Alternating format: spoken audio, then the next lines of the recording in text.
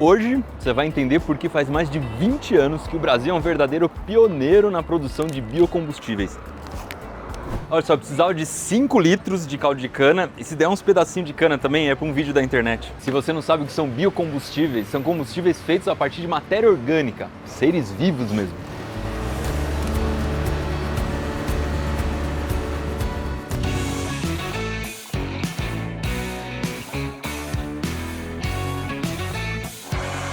Quem está com a gente mais uma vez no vídeo de hoje é a Volkswagen, que é a fabricante de carros que você já conhece e que está sempre apostando em novas soluções para a mobilidade sustentável. No primeiro vídeo dessa série, a gente falou sobre o ciclo do carbono, que é o movimento que esse elemento faz entre a atmosfera e os seres vivos, servindo como uma espécie de bateria da natureza. E a gente viu também que esse ciclo é muito delicado. E se a gente tirar muito carbono de um lugar e jogar para o outro, como a gente está fazendo com as emissões descontroladas de gás carbônico, a gente pode ter muitos problemas. Então hoje a gente vai falar de uma das soluções para esse problema: os biocombustíveis. O nome é estranho, mas você já deve ter ouvido falar de algum deles: etanol, biodiesel, biometano. Eles vêm de seres vivos. E essa é a grande vantagem deles, porque além de serem renováveis, eles emitem no fim das contas bem menos gás carbônico que os combustíveis comuns. E você já vai entender por quê. Desses três que eu falei, por exemplo, o biodiesel, ele é produzido a partir do óleo vegetal. A gente já mostrou aqui no Manual do Mundo e funciona super bem para carros que seriam abastecidos com diesel. Aqui no Brasil já é obrigatória a mistura de uma quantidade de pelo menos 12% de biodiesel no diesel convencional, mas esse combustível é mais usado para veículos grandes, tipo caminhões, ônibus e picapes. O biometano é um gás que é produzido a partir da decomposição de resíduos orgânicos, estrume, restos de alimentos. É aquele que a gente consegue fazer usando um biodigestor, e a grande vantagem dele é que você está aproveitando uma coisa que não seria usada. Só que ao mesmo tempo o gás que é produzido é difícil de ser armazenado e usado, então normalmente ele funciona melhor para veículos grandes, como ônibus, ou então como fonte de energia para processos industriais. Inclusive a Volkswagen tem vários projetos para usar esse gás gerando energia nas fábricas deles. E o etanol eu não preciso nem falar, você já deve saber que ele deu super certo como combustível para carros aqui no Brasil. O etanol, o álcool que a gente abastece no posto, vem principalmente da cana-de-açúcar. Ela é moída e o caldo é fermentado para transformar os açúcares em álcool. Mas até aqui beleza. Qual é a vantagem disso? Por que o etanol é melhor que a gasolina para o meio ambiente, por exemplo? Bom, o primeiro ponto é que a cana a gente pode simplesmente plantar. É diferente da gasolina, que vem do petróleo, que a gente tem que esperar milhões de anos para ser formado lá embaixo da terra em condições bem específicas. E o segundo ponto é que quando a gente queima a gasolina, a gente está tirando o carbono de um reservatório subterrâneo, em que ele ficou por milhões de anos e jogando direto na atmosfera. Isso gera um aumento grande de gás carbônico, que traz vários problemas como o efeito estufa. E mais, esse carbono não tem como voltar para lá, para debaixo da terra, voltar a ser petróleo de um jeito simples ou de um jeito rápido. E é por isso que a gente diz que esse é um carbono não renovável. A queima do etanol também gera gás carbônico. A diferença é que esse gás carbônico já tinha sido capturado pela cana, que transformou isso em açúcares, que depois foram transformados em etanol, que depois a gente queima e que aí solta gás carbônico e a cana captura esse gás carbônico de novo, transforma em açúcares que a gente transforma em etanol e queima. E por causa disso, se a gente for contar o carbono que é tirado da atmosfera pela cana, o que o etanol emite de fato é muito menos do que os combustíveis tradicionais. Mas você tá ligado que essas coisas todas não estão aqui em cima da mesa à toa, né? Bora então, para entender esse processo, tentar fazer álcool a partir do caldo de cana, da garapa, desse negócio que a gente acabou de comprar na feira. Não, acho que é melhor fazer álcool. Primeira coisa que eu vou tentar fazer aqui é medir a quantidade de açúcar que tem no caldo de cana. A gente consegue fazer isso pela densidade. O açúcar aqui tá certinho, a gente não precisa mexer em nada. Depois, aqueles 5 litros de caldo de cana vão num galão de água e eu preciso preparar o segredinho, que é o fermento biológico. São fungos que estão aqui que vão fazer a fermentação da cana, vão transformar o açúcar em álcool. Eu dei uma pausinha para ir almoçar e o negócio encheu de bolha. Isso aqui é um sinal de que o fungo está vivo. Ele está gerando gás carbônico. Aliás, esse fungo que a gente usou aqui é o mesmo que é usado para fazer pão, para fazer cerveja, para fazer vinho. E essas bolhas são gás carbônico, são as mesmas bolhas que existem dentro do pão. E mais, o carbono que está nesse gás carbônico aqui veio da cana e a cana tirou da atmosfera. Então, no balanço final, não está poluindo. Essa tampa que eu vou colocar é uma válvula. Ela deixa o gás carbônico sair, mas não deixa o ar entrar, porque se o ar entrar ele vai atrapalhar os fungos. Agora vai uns dias aqui. Um sinal de que a coisa está acontecendo é se começar a sair bolinha da válvula. Olha o que virou a nossa garapa. Nossa! Certeza que tem álcool aqui. Tá um cheiro de cachaça que vocês não imaginam. É muito legal. Bora então montar o nosso aparelho de destilação fracionada. Com certeza é o aparato químico mais complexo que a gente já montou aqui no Manual do Mundo. O encaixe de cada peça é vidro com vidro. Então a gente tem que passar uma graxinha de silicone ali para vedar e dar lubrificação. Complicado esse negócio é que depois que você já encaixou a primeira peça, você tem que trabalhar com o negócio com essas peças mais ou menos encaixadas. E eu tô morrendo de medo de quebrar esse negócio, porque se quebrar vai demorar vários dias para chegar uma peça nova.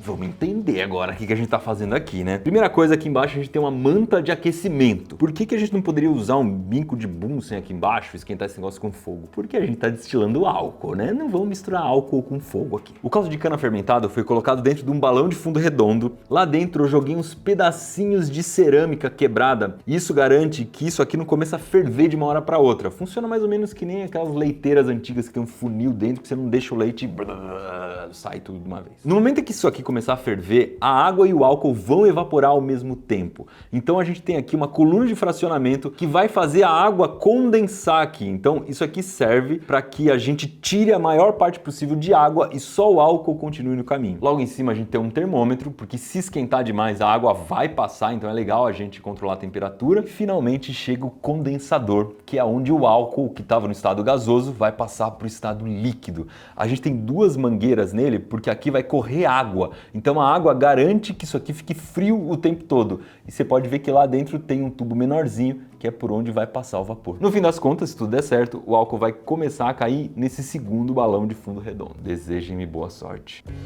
Geralmente a água que passa pelo condensador, ela vem da torneira e vai sendo descartada conforme ela vai esquentando. Só que aqui a gente não tem água saindo da torneira, então a gente fez um circuito usando uma bomba que era da nossa laser antiga. Parece um negócio tranquilo, mas a gente vai lidar com um monte de vapor saindo, é quente pra caramba. Já tá começando a condensar alguma coisa no primeiro balão aqui, tomara que seja álcool. Ah, o bichinho entrou em ebulição.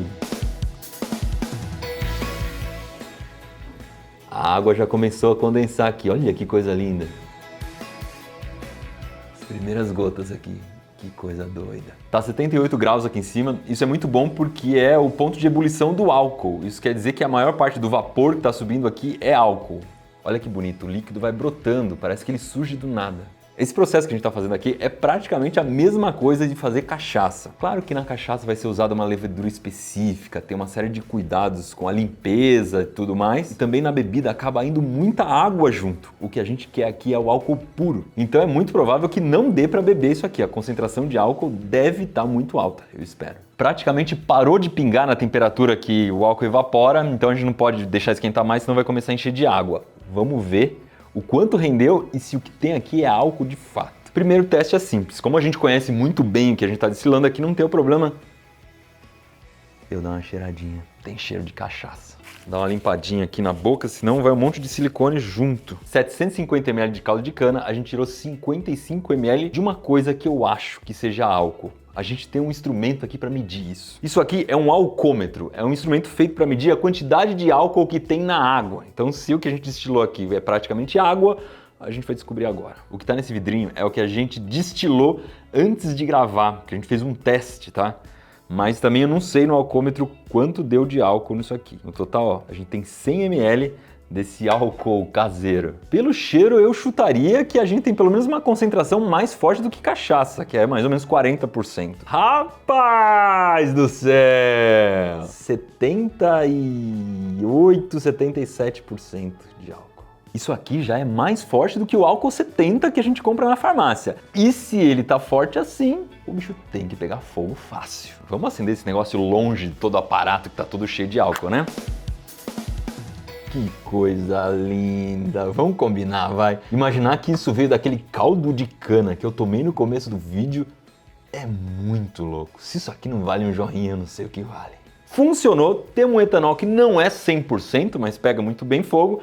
Então, se eu quisesse, eu poderia jogar isso aqui no tanque de um carro a gasolina e seria um combustível muito mais sustentável, certo? O motor que funciona a etanol é um pouco diferente do motor a gasolina e não tem nada a ver com a potência em si, mas principalmente com a quantidade de ar que precisa ser misturada para fazer a queima de cada um desses combustíveis. O primeiro carro a álcool no Brasil foi testado em 1925, mas a ideia não fez muito sucesso, principalmente porque nos anos seguintes a gasolina ficou muito barata. Mas nos anos 70 aconteceu uma crise do petróleo e aí o Brasil começou a colocar um pouco de álcool na gasolina como uma forma de diminuir a dependência do petróleo. E isso continua até os dias de hoje, com 27% de etanol anidro, etanol sem água, que são adicionados obrigatoriamente na gasolina. Também foi nessa época que o governo começou a estimular a produção de etanol como combustível e nessa década que se produziram os primeiros carros a álcool em grande escala no Brasil. Mas o etanol arrebentou mesmo como combustível a partir de 2003, com a criação do primeiro carro flex, o Gol Total Flex, que foi desenvolvido pela Volkswagen do Brasil. Esse pioneirismo da tecnologia brasileira trouxe muitos benefícios que duram até hoje. Por exemplo, um motor que roda com gasolina brasileira, misturada com 27% de etanol, emite 131 gramas de gás carbônico por quilômetro rodado.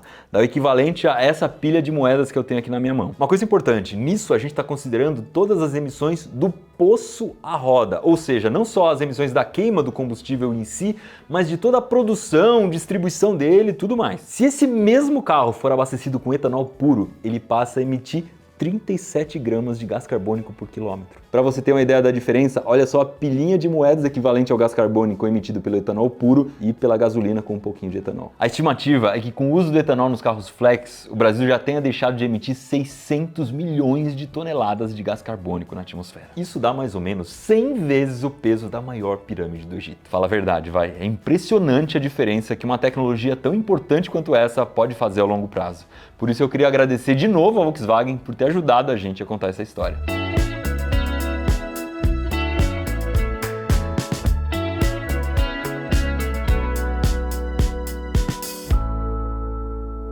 O etanol, o álcool que a gente abastece no porco. Se você ainda não viu, eu sugiro que você dê uma olhadinha no vídeo anterior a esse em que a gente mostrou como funciona o ciclo do carbono fazendo uma experiência com fotossíntese.